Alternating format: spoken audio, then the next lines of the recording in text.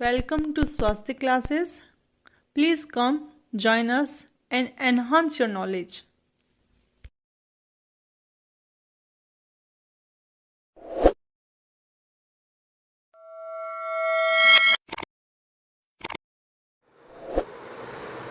वास्तविक संख्याओं को समझने के क्रम में अब अगली प्रमेय हमारे पास आ रही है, प्रमेय 1.3।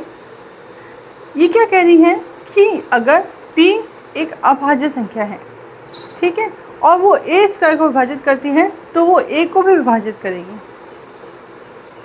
कितना कन्फ्यूज़न है ना, नहीं समझ में आ रहा। सिंपल भाषा में देखें तो हम एक उदाहरण लेके देखते हैं। जैसे मैं ले रही हूँ 225, ये एक संख्या है, ठीक है। ये किसका वर्ग है? ये 15 का वर्ग है। 15 का वर्ग हमको मिलता है 225, है ना। अब कोई संख्या p, माना p हम ले रहे हैं 3, ठीक है। तो अगर ये 3 225 को विभाजित करती हैं, भाग लगा के देखिए, 3 से 21, 3 पंचे 15, पूरा पूरा भाग गया, शेषफल 0 प्राप्त हुआ। तो 225 में अगर 3 का भाग जा रहा है तो इसके a में भी, a यानी 15 है, इसमें भी 3 का भाग पूरा पूरा जाएगा। यदि p a स्क्वायर को विभाजित करती है तो p a को भी विभाजित करेगी। करना ही है, क्योंकि 15 का वर्ग 225 है। यहाँ पे देखिए ये 225 है, इसको हम कैसे लिखेंगे? 3 गुणा 3 गुणा 5 गुणा 5, ठीक है, या 3 गुणा 5 का होल स्क्वायर, या फिर 15 का स्क्वायर। तो जब 225 में 3 का भाग जा रहा है तो 15 में भी 3 का भाग जाएगा ही जाएगा, ठीक है। ये आधारभूत जो प्रमेय थी उसी के ही आगे का हिस्सा है कि अगर a स्क्वायर विभाजित हो रहा है तो a में भी विभाजित होगा। नेक्स्ट प्रमेय है प्रमेय 1.4। ये कह रही है कि √2 एक अपरिमेय संख्या है, ठीक है। अब √2 एक अपरिमेय संख्या है, हमने दशमलव प्रसार के हिसाब से कक्षा 9 में बता दिया था। लेकिन ये प्रमेय है, प्रमेय को सिद्ध करना होता है, ठीक है, उसका प्रोसेस अलग होता है। अब सिद्ध करने के लिए अब क्या है, जैसे कि हम कहते हैं कि ना मैं टीचर हूँ, सिद्ध करो। तो इसको अपन कैसे सिद्ध करेंगे? मान लो कि मैं टीचर नहीं हूँ, ठीक है, तो मैं बोर्ड पर लिख रही हूँ, तो क्या मैं स्टूडेंट हूँ? अगर मैं बोर्ड पर लिख रही हूँ, समझा रही हूँ, मेरा समझाया हुआ आपको समझ में आ रहा है, मैं समझा पा रही हूँ, तो ये सब एक तरीके से बताते हैं कि मैं स्टूडेंट नहीं हूँ, मेरे को ऑलरेडी समझ में आ चुका है, मैं स्टूडेंट नहीं हूँ। अगर मैं स्टूडेंट नहीं हूँ तो क्या हूँ? टीचर हूँ, ठीक है। इसको कहते हैं कॉन्ट्राडिक्शन, विरोधाभास।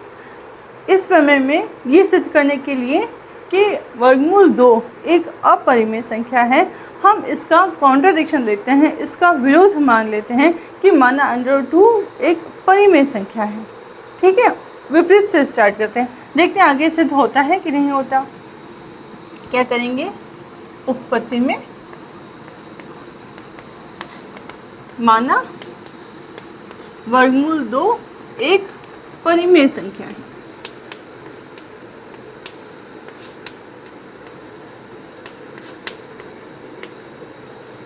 ठीक है। अगर परिमेय संख्या है तो √2 को हम a/b के रूप में प्रदर्शित कर सकते हैं। √2 a/b के रूप में लिखी जा सकती है।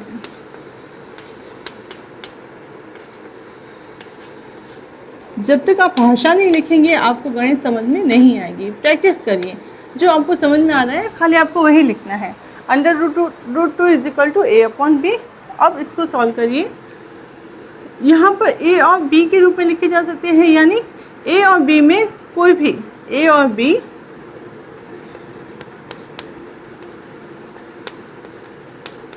सह अभाज्य संख्याएं हैं, ठीक है। सह अभाज्य संख्या का मतलब है कि इसमें एक के अतिरिक्त अन्य कोई भी गुणनखंड जो है वो कॉमन नहीं है।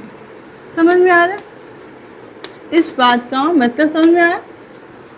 देखिए, ए और बी सह अभाज्य संख्या है, जैसे मैं लिखती हूँ 15/35, तो ये सह अभाज्य संख्याएं नहीं है। जबकि इनको सॉल्व करेंगे हम आगे, 3 पंजे 15, 5 तिये 15, 5 सत्ते 35, तो ये आ गया 3/7। 3/7 में और कोई भी अभाज्य संख्या गुणनखंड में कॉमन नहीं है, तो ये सह अभाज्य संख्या है। और ये 15 और 35 सह अभाज्य संख्याएं नहीं है। ठीक है, अब ए और बी हमने सह अभाज्य संख्या माना है, यानी इनमें कोई भी गुणनखंड कॉमन नहीं है एक के अलावा। अब वर्गमूल 2 बराबर a/b है, इसको थोड़ा सा अरेंज करके लिखते हैं, a = √2b। ठीक है, कुछ नहीं किया है, ये जो b है इसका पक्षांतरण किया है, b को उधर ले जाके गुणा किया है। अब दोनों पक्षों को वर्ग करिए, दोनों पक्षों में वर्ग करने पर क्या मिलेगा? यहाँ पर ये a² और ये 2b²। ठीक है, इसका मतलब क्या हुआ कि a² जो है उसमें 2 का भाग जा रहा है ना? a² में 2 का भाग जा रहा है, तो a में भी 2 का भाग जाएगा। a² में 2 का भाग जाता है, तो a में भी 2 का भाग जाएगा।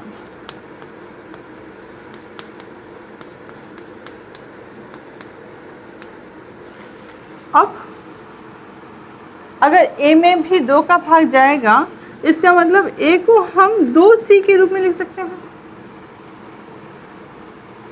a जो है किसी अन्य संख्या c से 2 के गुणा के लिए रूप में लिखा जा सकता है, क्योंकि a में 2 का भाग जा रहा है ना? जो हमने प्रमेय की थी अभी कि a² में 2 का भाग जा रहा है, इसका मतलब a में भी 2 का भाग जाएगा, तो ये हमने कर दिया, a में भी 2 का भाग जाएगा। तब हम a को 2c के हिसाब से लिख सकते हैं। ठीक है, अब इन दोनों पक्षों में वर्ग करो, तो ये हो जाएगा a² = 4c², है ना? ये इसको नंबर 1 डालो और इसको नंबर 2 डालो। a² = 2b² और a² = 4c²। इन दोनों से हमें क्या समझ में आता है कि 2b² है वो 4c² के बराबर है। देखिए, a² 2b² हुआ और यहाँ पर a² 4c² हुआ, इसका मतलब इन दोनों की RHS समान है ना? तो 2b² क्या हो गया? 4c²। अब 2b² यानी b² वो हमारे पास हो गया 2c²। अगेन वही बात आ जाती है कि अगर b² में 2 का भाग जा रहा है, तो b में भी 2 का भाग जाएगा। ठीक है, इसका मतलब क्या हुआ कि यहाँ पर a में भी 2 का भाग जा रहा है, यहाँ पर b में भी 2 का भाग जा रहा है, यानी ये दोनों सह अभाज्य संख्याएं हैं ही नहीं। ये तो हमने माना था कि सह अभाज्य संख्या है, तो विरोधाभास क्यों हुआ? क्योंकि हमने माना ही गलत है कि वर्गमूल 2 एक परिमेय संख्या है। ये परिमेय संख्या है ही नहीं, ये है अपरिमेय संख्या है। ठीक है, एक बार दोबारा देखिए, प्रमेय में हमको सिद्ध करना है कि वर्गमूल 2 एक अपरिमेय संख्या है। हमको नहीं आ रहा समझ में कहाँ से स्टार्ट करना है, इसलिए हम इसकी विपरीत मान लेते हैं कि चलिए माना वर्गमूल 2 एक परिमेय संख्या है। परिमेय संख्या है तो ये a/b के रूप में लिखी जा सकती हैं। a/b किस तरीके से हैं कि वो आपस में सह अभाज्य संख्या है जिनमें कोई भी फैक्टर कॉमन नहीं है। ठीक है, अब वर्गमूल 2 बराबर a/b, b को इधर ले जाके गुणा किया, दोनों का वर्ग किया, हमारे पास क्या आ गया? a² बराबर 2b²। अब यहाँ पे आके हमको प्रमेय यूज़ करनी है कि अगर a² में 2 का भाग जा रहा है, a² किसी भी हिसाब से 2 के गुणा के रूप में लिखा जा रहा है, यानी उसमें 2 का भाग जा रहा है, तो a² में अगर 2 का भाग जा रहा है तो a में भी 2 का भाग जाएगा। अगर a में 2 का भाग जा रहा है तो हम a को 2c के अकॉर्डिंग लिख सकते हैं। किसी भी संख्या के 2 के गुणज के रूप में a लिखा जा सकता है क्योंकि उसमें 2 का भाग जा रहा है। ठीक है, अब वापस दोनों को वर्क करते हैं तो a² = 4c² आ जाता है। समीकरण 1 और 2 से हमारे पास 2b² 4c² के बराबर आता है। यहाँ पर b² 2c² हुआ। इसका मतलब हुआ कि b² में 2 का भाग जा रहा है तो b में भी 2 का भाग जाएगा। जब a में भी 2 का भाग जा रहा है, b में भी 2 का भाग जा रहा है, तो वह सह-अभाज्य संख्याएं है ही नहीं, है ना। तो ये ऐसा विरोधाभास क्यों हुआ? हमने जो माना वो अंत तक सही क्यों नहीं रहा? क्योंकि हमने माना ही गलत है कि वर्गमूल 2 एक परिमेय संख्या है। यह एक अपरिमेय संख्या है, अतः सिद्ध हुआ कि वर्गमूल 2 एक अपरिमेय संख्या है। आपकी किताब में पूरा दिया हुआ है, आप उसमें से अच्छे से कर सकते हैं, समझ में आ गया हो। उदाहरण 9 इसी प्रकार का है। उदाहरण 9 में कह रहे हैं कि सिद्ध कीजिए कि वर्गमूल 3 एक अपरिमेय संख्या है। वापस वही हम विरोधाभास मान रहे हैं। माना वर्गमूल 3 एक परिमेय संख्या है, तो वर्गमूल 3 को a/b के रूप में, a और b सह अभाज्य संख्या, यहाँ पर डैश आएगा। वर्गमूल 3 a/b के रूप में, a बराबर वर्गमूल 3b वर्ग किया, और a² में 3 का भाग जा रहा है तो a में भी 3 का भाग जाएगा। इसलिए a को 3 के गुणज के रूप में लिखा जा सकता है। उसको वर्ग किया तो ये 9c² आया। अब यहाँ पर देखिए 3b² = 9c²। समीकरण 1 और समीकरण 2 से हमको प्राप्त होता है b² बराबर 3c²। तो b² में 3 का भाग जा रहा है, इसका मतलब b में भी 3 का भाग जाएगा, a में भी 3 का भाग जा रहा है, b में भी 3 का भाग जा रहा है, अतः ये सह-अभाज्य संख्या नहीं है। यह विरोधाभास है, इसलिए हमारा मानना गलत है कि वर्गमूल 3 एक परिमेय संख्या है। यह एक अपरिमेय संख्या है। सेम टू सेम है। अब प्रश्नावली का क्वेश्चन देखिए। समीकरण 1 से a² = 5b² और 2 से a² = 25c², यानी b² जो है वो 5c² के बराबर है। b² में 5 का भाग जाता है तो b में भी 5 का भाग जाएगा, अतः हमारा मानना प्रेडिक्शन गलत है कि वर्गमूल 2 एक परिमेय संख्या है। यह परिमेय संख्या नहीं होगी, एक अपरिमेय संख्या है। ठीक है। गणित गधा मजोई करने के लिए कभी नहीं कहती। आपको बाकी जो क्वेश्चन दिए हुए हैं उसमें उनमें क्या करना है कि जो वर्गमूल वाली संख्या है उसको अलग रखना है और बाकी सबको पक्षांतर करके एक तरफ लेके जाना है। फिर बताना है कि यहाँ पर ये एक परिमेय संख्या दिखाई दे रही है, लेकिन हम जानते हैं कि वर्गमूल वाली संख्या अपरिमेय संख्या है, क्योंकि उनको प्रमेय में हमने सिद्ध कर दिया। तो जब ये अपरिमेय संख्या है तो हमारा मानना गलत है कि वो अपरिमेय संख्या है। फिर वापस इस तरीके से सॉल्व किया जाएगा। देखिए मैं करके बताती हूँ। 9th क्लास में हमने देखा था कि किसी भी अपरिमेय संख्या में कुछ जोड़ा जाता है, कुछ घटाया जाता है, भाग दिया जाता है या गुणा किया जाता है तो हमको वापस अपरिमेय संख्या ही प्राप्त होती है। लेकिन अब 10th में फिर इसको प्रमेय के रूप में दर्शाना है ना। क्या करेंगे?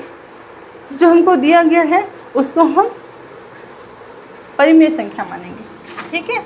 ये देखिए सॉल्यूशन में माना करके लिखिए। माना 5 माइनस वर्गमूल 3 है वो एक परिमेय संख्या है, अतः a/b के रूप में लिखी जा सकती है, जहाँ a और b आपस में सह अभाज्य संख्या है। ठीक है। अब आपको इसको कैसे सेट करना है कि वर्गमूल 3 एक तरफ आ जाए। ये देखिए 5 माइनस मैं a b इस तरफ ला रही हूँ और ये रहा वर्गमूल 3। ठीक है। या इसको उल्टा लिख दीजिए, वर्गमूल 3 बराबर 5b माइनस a/b। ठीक है। किसी भी तरीके से सॉल्व करिए, कोई फ़र्क नहीं पड़ता है, आपको खाली p/q के फॉर्म में दिखाना है। अब यहाँ पे देखिए क्या हुआ कि वर्गमूल 3 p/q के फॉर्म में आया है, तो ये दिखाई दे रहा है कि यह परिमेय संख्या है। लेकिन हम जानते हैं कि वर्गमूल 3 एक अपरिमेय संख्या है, हमने प्रमेय में सिद्ध कर दिया है। इसलिए हमारा मानना ही गलत है कि 5 माइनस वर्गमूल 3 है वो एक परिमेय संख्या है, यह एक अपरिमेय संख्या है। ठीक है। आपको इन सब बातों को लिखना है। अब देखिए 3 वर्गमूल 2 है ना, उदाहरण 11 है। अब इसको वापस हम क्या करेंगे? मानेंगे। क्या मानेंगे? कि 3 वर्गमूल 2 एक अपरिमेय संख्या हमको सिद्ध करना है, इसलिए हम मान लेते हैं कि 3 वर्गमूल 2 जो है एक परिमेय संख्या है, इसलिए a अपॉन b के रूप में लिखी जा सकती है, जहाँ a और b सह अभाज्य संख्या है ना।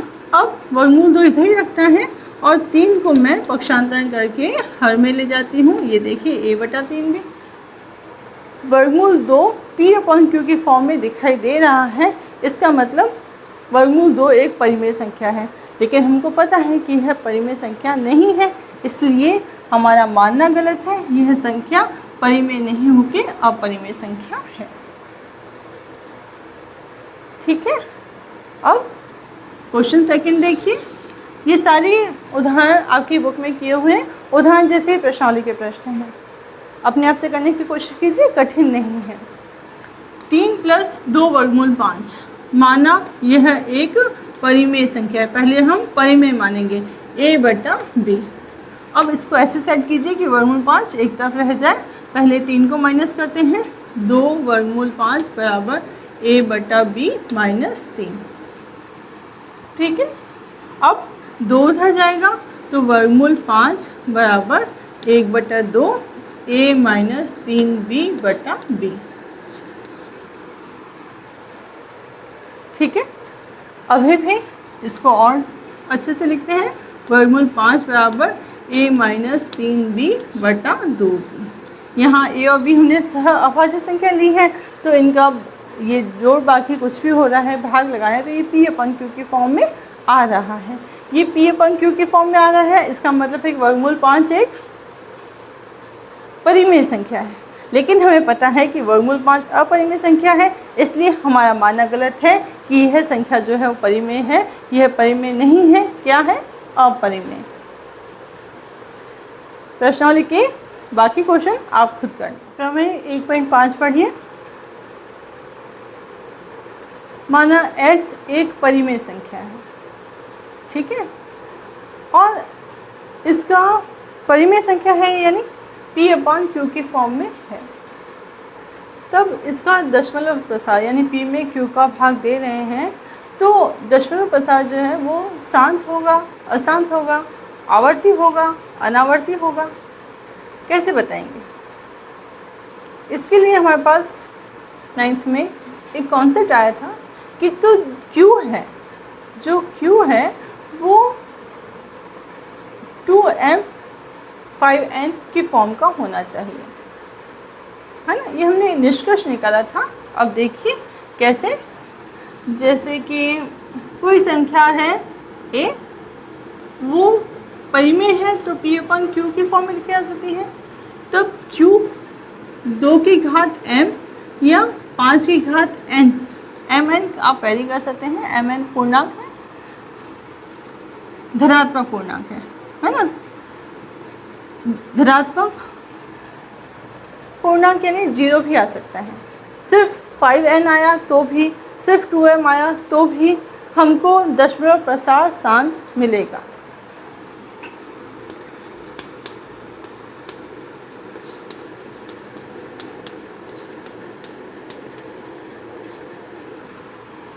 ठीक है, अब आपको इसके उदाहरण बताती हूँ, जैसे कि 11/8 या 13/25 या फिर आप ले लीजिए 7/10। सिंपल लिए मैंने। इन सब में 2 की घात 3 और 5 की घात 0, 5 की घात 2, 2 की घात 0, 2 की घात 1, 5 की घात 1।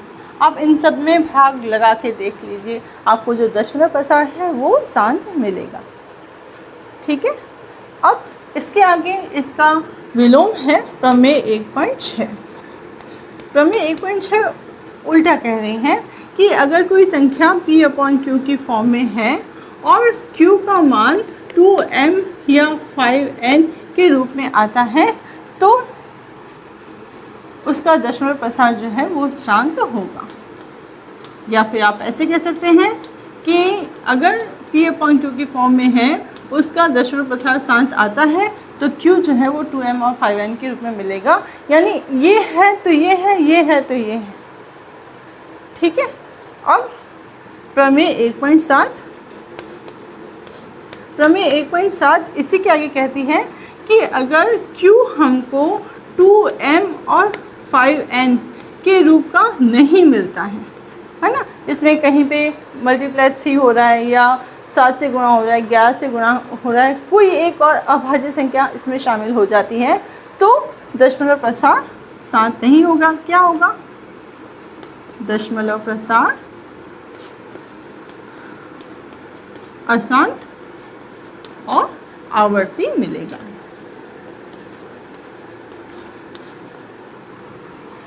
कुल मिलाकर किसी भी परिमेय संख्या में दशमलव प्रसार शांत, अशांत, आवर्ती, अनावर्ती, ये देखने के लिए सिर्फ हमको क्यों देखना है कि वो 2m 5n की फॉर्म का है कि नहीं है। फर्स्ट क्वेश्चन में आपको परिमेय संख्या दी हुई है और कह रहे हैं कि दशमलव प्रसार शांत है या अशांत, अनावर्ती बताइए, लेकिन आपको लॉन्ग डिवीज़न नहीं करना है। ठीक है, खाली देख के पहचान करनी है। अब पहचान करनी तो जो इजी वाले वो पहले कर ले। यहाँ पर देखिए 6 क्वेश्चन है, इसमें 2 की घात 3 और 5 की घात 2 है, यानी ये 2m और 5n की फॉर्म में है, इसलिए इसका दशमलव प्रसार कैसा होगा? शांत होगा। ठीक है। और देखिए ये है 50, यानी कैसे लिख सकते हैं इसको? ये 35 पर 50 में 25 दूनी 50, 5 की घात 2 और 2 की घात 1। ठीक है, इसमें भी दशमलव प्रसार अपन को क्या मिलेगा? शांत। और देखिए और बताइए, ये देखिए 1600, 1600 क्या होगा बताइए? 1600 यानी 100 है, इसमें 2 दूनी 4, दूनी 8, दूनी 16, ये 2 की घात 4 तो है ही, फिर 100 में हमारे पास हो जाएगा 25 चौक 100, यानी 2 की घात 2 और 5 की घात 2, 2 की घात 6 है और 5 की घात 2 है, यानी ये 2m और 5n के फॉर्म में है, तो इसका दशमलव प्रसार जो है वो शांत होगा। ठीक है, कैसे किया मैंने? 1600 में 16 का अलग किया, 2 दूनी 4 दूनी 8, और फिर 100 का अलग किया, 25 चौक 100। ठीक है, अब यहाँ पे देखिए 17/8, यानी 17/2 की घात 3 और 5 की घात 0, तो ये भी दशमलव प्रसार शांत ही देंगे। अब 3125 इसका मुझे नहीं आता है, तो हम क्या करेंगे? अभाज्य गुणनखंड करेंगे। 3125 में इकाई पे 5 है, 5 से करना शुरू कीजिए। 5 अंक 30, 5 दूनी 10, 5 25, 5 एकम 5, 5 दूनी 10, 5 25, 5 दूनी 10, 5 25, 5 25, 5 एकम 5, यानी 5 की घात 5 पर, है ना?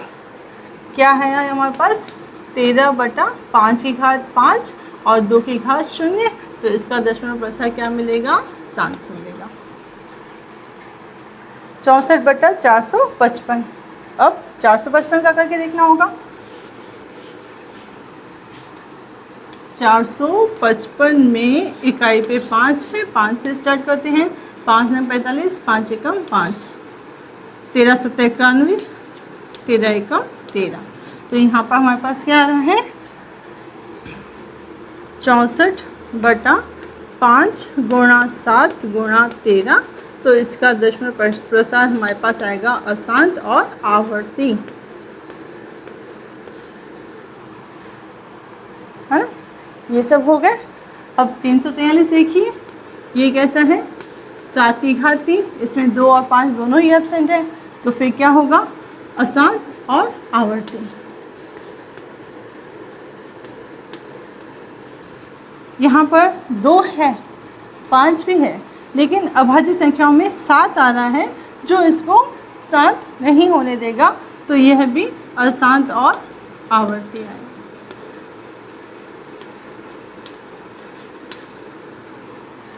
6 6/15 क्या हो गया, 3 से कट रहा है आई थिंक। देखो आंख बंद करके विश्वास मत करो, यहाँ पर 3 दिखते ही हम क्या कहेंगे कि 3 आ रहा है, इसलिए ये दशमलव प्रसार हमको आसान देगा। लेकिन ध्यान से देखिए तो ये सह अभाज्य संख्या नहीं है, ये 3 से कट रहा है, 3 दूनी 6, 3 पंजे 15, तो हमारे पास 2/5 आया, इसलिए दशमलव प्रसार क्या हो गया, शांत। ठीक है, दिमाग खुला रख के काम करना होता है। अब 10वां क्वेश्चन देखिए, 77/210 किसका भाग लग रहा है, 7 का। तो 77/210 में एक बार 7 का भाग लगाइए, क्या आया, 7 एकम 7, 7 21 0, 3 आ रहा है, इसलिए यह दशमलव प्रसार अशांत है और आवर्ती है।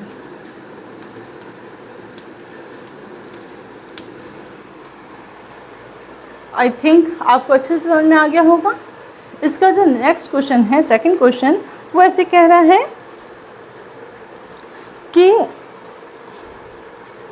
जो शांत हैं उन दशमलव प्रसारों को लिखिए। तो आपको क्या करना है, यहाँ पर ये शांत हो रहा है तो 13 में भाग लगा के देखना है कि इसका दशमलव प्रसार कहाँ तक आ रहा है।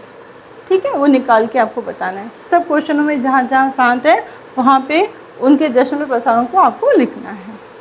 ठीक है, नेक्स्ट सेकंड क्वेश्चन में आपको ये करना है। अब थर्ड क्वेश्चन देखते हैं। क्वेश्चन नंबर 3 पढ़िए। कुछ वास्तविक संख्याओं के दशमलव प्रसार बताए गए हैं। प्रत्येक स्थिति के लिए निर्धारित कीजिए कि संख्या परिमेय है या नहीं। यदि यह परिमेय संख्या है और P/Q के रूपी है तो Q के अभाज्य गुणनखंडों के बारे में आप क्या कह सकते हैं। मतलब प्रश्न में सॉल्व कुछ नहीं करना, आपको बताना है कि परिमेय है कि अपरिमेय। अब बताइए, पहला प्रश्न है, इसमें दशमलव प्रसार यहाँ पे टर्मिनेट हो रहा है, शांत हो रहा है, तो ये परिमेय है। यहाँ पर दशमलव प्रसार अशांत है, इसलिए यह एक अपरिमेय संख्या है। यहाँ पर शांत नहीं हो रहा है लेकिन आवर्ती है, तो यह भी एक परिमेय संख्या है, P/Q के रूप में लिखी जा सकती है। ठीक है, अब यहाँ पर दशमलव प्रसार शांत हो रहा है तो यहाँ पर Q जो है वो हमको 2m और 5n के रूप में मिलेगा। बस वो ऐसे कह रहे हैं कि Q का प्रसार किस तरीके का होगा। यहाँ पर यह परिमेय संख्या है, ये आवर्ती है, अनावर्ती नहीं है, तो इसका दशमलव प्रसार थोड़ी देर बाद वापस रिपीट होगा। यहाँ पे हम कहेंगे कि Q में जो है वो 2m और 5n की फॉर्म का नहीं होके उसके साथ में 3, 5, 7 कोई ना कोई अभाज्य संख्या है एक्स्ट्रा में, जिसके कारण ये आवर्ती आ रहा है।